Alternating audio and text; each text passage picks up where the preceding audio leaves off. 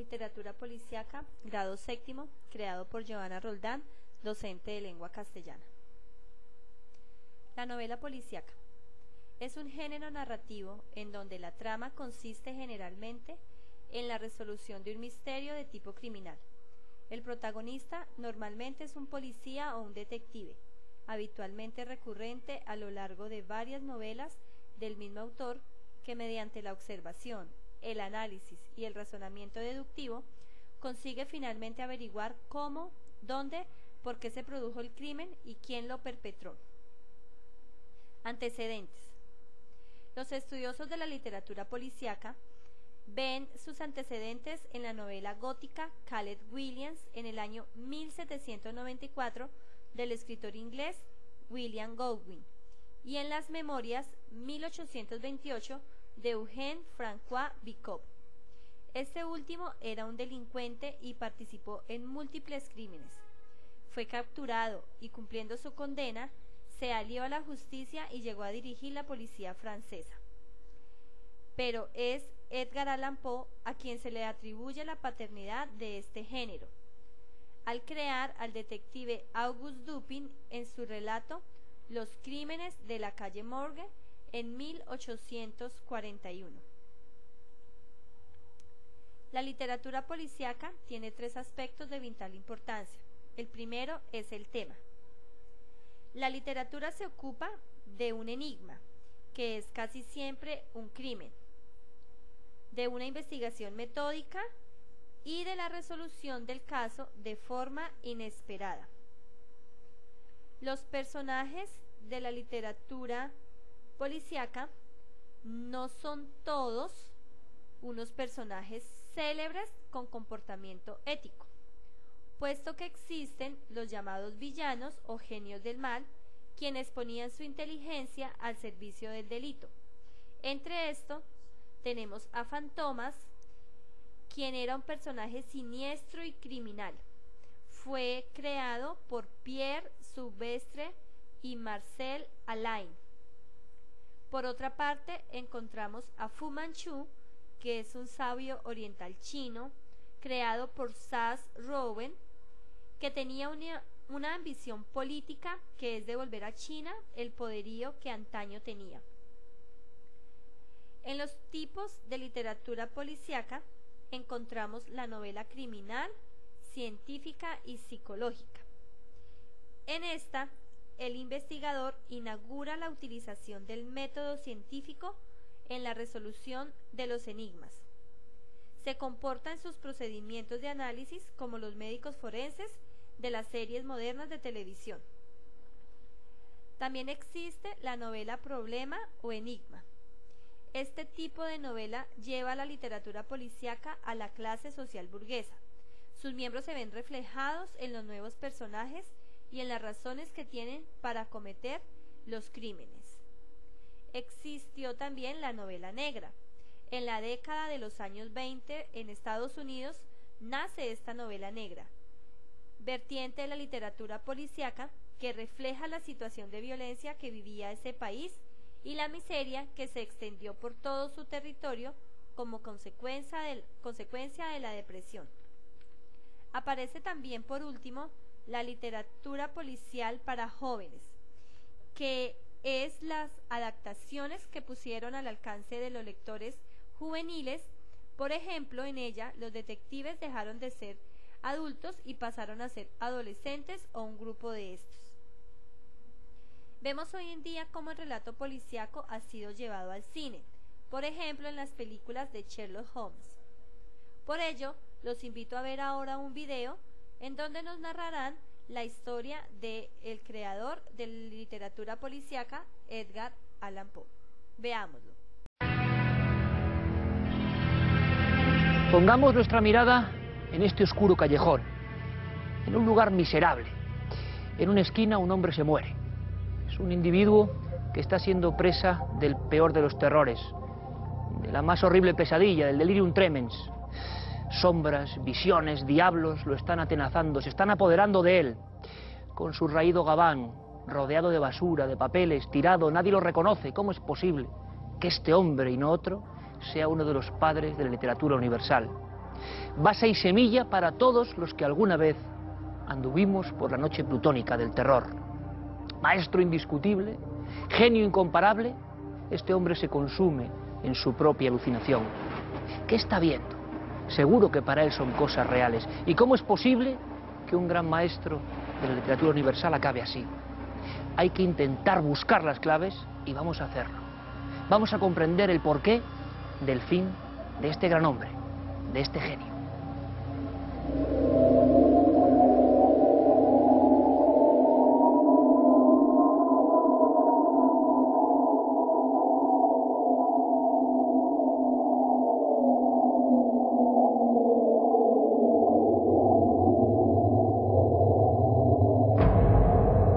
Este túnel del tiempo es muy especial, porque también es una recomendación, la de aproximarse a este hombre singular y distinto a todos los demás. Muchos ya sabrán que estoy hablando, efectivamente, de Edgar Allan Poe, padre del terror literario universal, hombre que modificó su tiempo, un tiempo muy diferente al de hoy en día, o quizá ahora que lo pienso no tan distinto. La revolución industrial a principios del siglo XIX había asfixiado todo lo que es el mundo del misterio. La ciencia exacta y la mecánica habían estreñido eso que todos llevamos dentro, el miedo a lo desconocido. Y de pronto este escritor y periodista, a través de narraciones extraordinarias que se publicaban en los periódicos y folletines, nos conecta de nuevo con esa realidad, con ese mundo oscuro que a veces estaba representado por extraños embajadores, los fantasmas, los espectros, los aparecidos, las maldiciones, las casas encantadas, los entierros prematuros, los presagios, las profecías, todo ese universo que manejó como nadie. Sus críticos decían que aquellos relatos eran nocivos, eran como cuchilladas en la conciencia colectiva. Pero yo les digo, aunque haya pasado mucho tiempo, que nadie podrá olvidar el extraño caso del señor Valdemar, el gato negro, el pozo y el péndulo, el escarabajo de oro, las aventuras de Gordon Pym, la muerte roja, tantas y tantas historias que han influenciado a todos los que hemos querido el universo del miedo y el terror. Y es más, podemos decir que un sinfín de escritores fueron hijos de ese hombre moribundo que yacía entre periódicos viejos en una olvidada calleja. Podemos hablar de Julio Verne, podemos hablar de Dostoyevsky, podemos hablar de Dickens, podemos hablar de nuestro Becker. Tantos le debemos tanto. Por cierto, que muchos críticos que le atacaron durante toda la vida también aseguraban que en las noches de su despacho pasaban cosas, pero no cosas paranormales, ni mucho menos. Hablaban de extrañas alucinaciones y sobre todo extrañas sustancias prohibidas.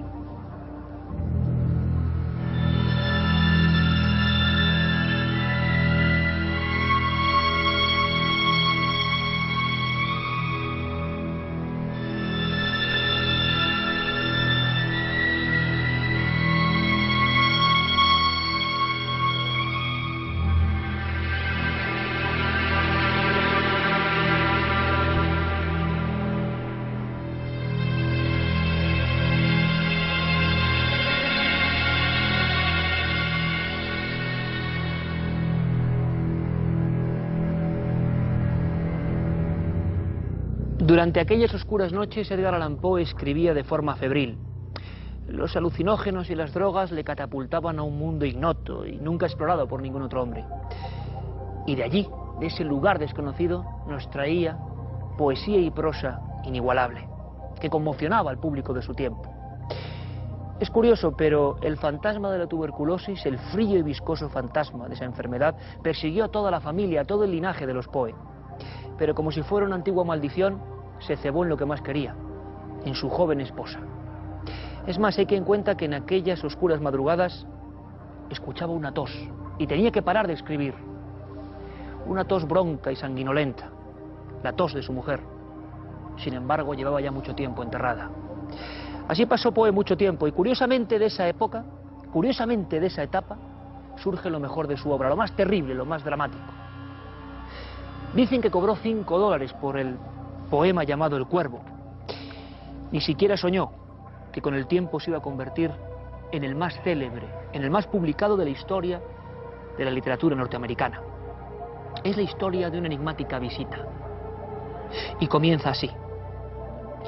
Cierta noche aciaga, mientras adormilado hojeaba libros de olvidadas ciencias, noté que alguien suavemente llamaba a mi puerta.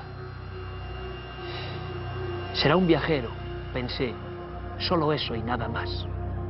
Así comenzaba un diálogo con las sombras. El propio Poe, convertido en personaje del drama, habiendo perdido a su jovencísima esposa, habla con un ave maléfica.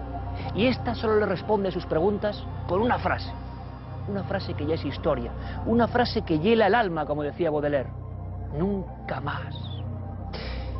Es curioso, pero Poe aseguró que ese poema y no otro tenía una estructura matemática y oculta, todo un enigma que cambió un tiempo. A raíz de este poema empieza la época de luz para Edgar Allan Poe. Es tan grande el impacto que muchas revistas se lo disputan y le ofrecen nuevos trabajos. Él, iluso, pensaba que las alas oscuras de las sombras le habían abandonado para siempre.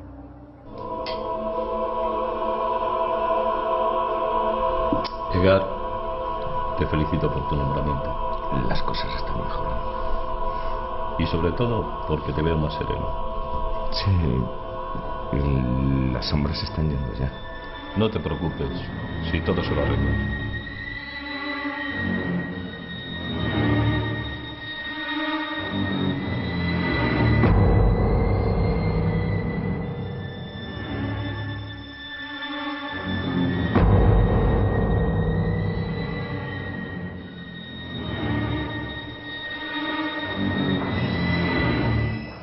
John Sartain, del Union Magazine, confesó que esta escena se había producido en la realidad.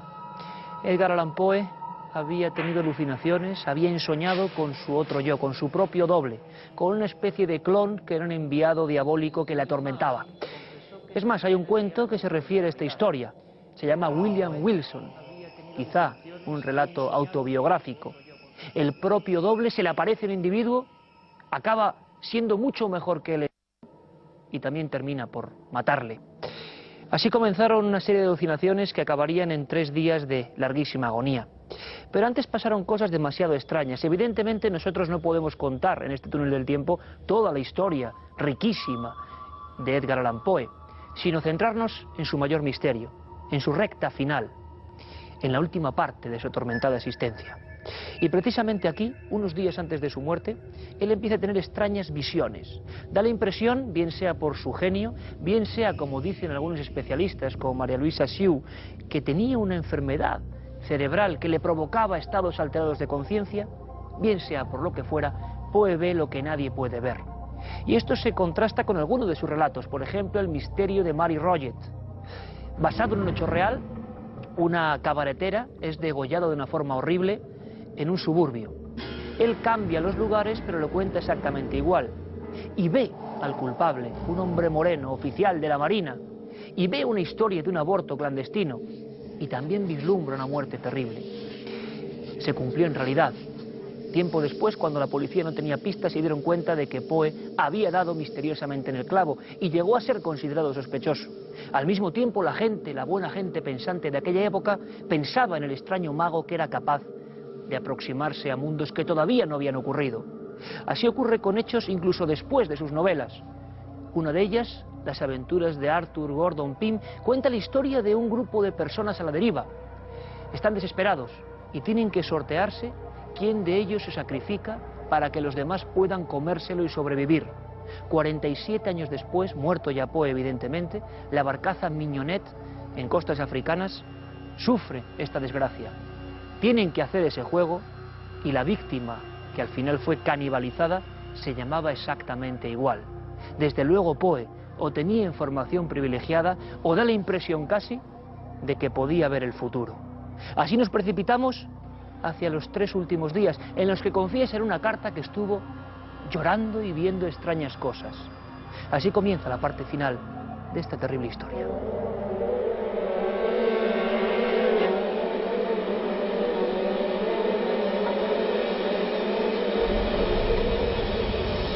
Cuando un joven periodista le preguntó Edgar Allan Poe aseguró que los niños son los seres que más temen. Por eso los hombres, cuando se van haciendo mayores, necesitan de ese terror, del universo de Poe, para asustarse y volverse a sentir niños de nuevo. Quizá allí estaba el truco, la clave de su gran éxito, pero un éxito que siempre se truncaba por estas extrañas apariciones u obsesiones. Es momento quizá de volver a donde comenzamos en este túnel del tiempo, a 3 días que siguen siendo un gran misterio de la literatura universal. ¿Qué pasó? ¿Por dónde estuvo vagando? ¿Con quién habló? Hay incluso quien afirma que llevaba unos manuscritos que le fueron robados. Edgar Allan Poe, su pista se pierde en Richmond. Pasa 3 días enteros vagando con un gran delirium tremens, golpeándose con los soportales, hasta que, al final, acaba en el oscuro callejón, donde prácticamente se citará cara a cara con la muerte.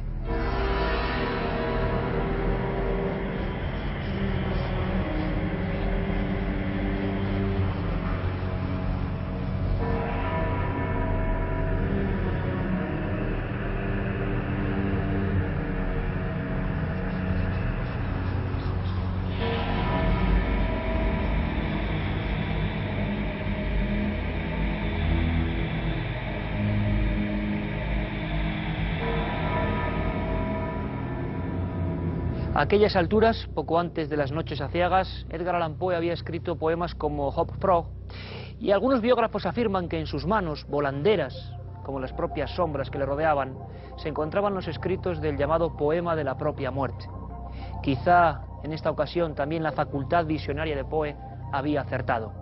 Cierto o no, aquel frío día de octubre de 1849 es ingresado en el Hospital Washington de Baltimore. Allí, delante de unos perplejos médicos, el horror continúa.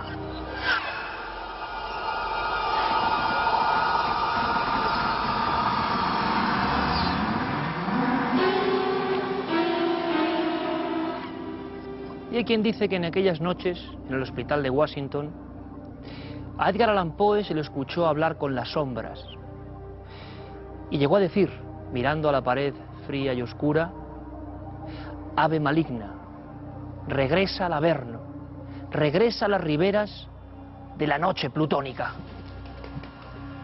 Y también hay quien dice que poco después retumbó un eco que algunos doctores aseguraron que decía: nunca más.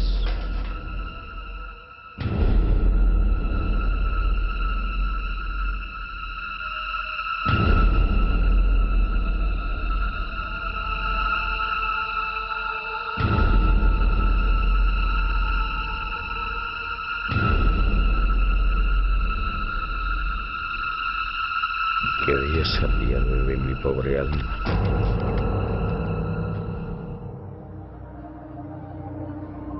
Lo que le ocurrió a Poe durante aquellas noches y aquellos días sigue siendo un gran misterio.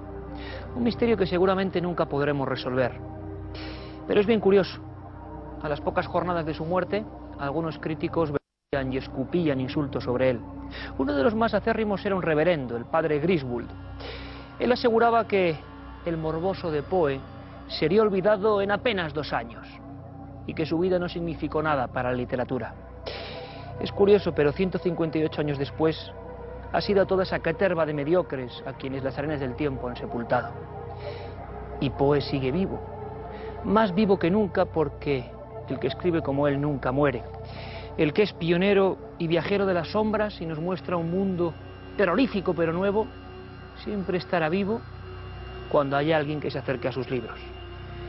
Por eso les decía que Edgar Allan Poe no es solo un personaje del túnel del tiempo, sino también es una recomendación. Estoy seguro, queridos amigos de Cuarto Milenio, que si os aproximáis a Edgar Allan Poe, no podréis olvidarlo nunca más. Durante mi vida me mantuve mucho tiempo lleno de asombro, de temor, de duda, soñando sueños que ningún mortal se ha atrevido a soñar jamás. Edgar Allan Poe, 1809-1849.